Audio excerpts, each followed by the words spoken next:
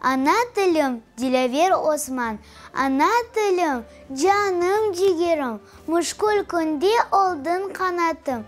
Ана тілім, сенсің юрегім, құрбан саңа менім аятым. Ана тілім, халқымның тілі, чет ерлерде сақладың мені.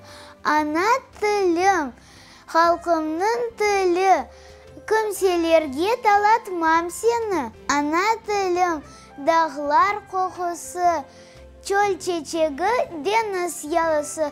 Ана тілім, даңлар юғысы, сабалары құшлар садасы.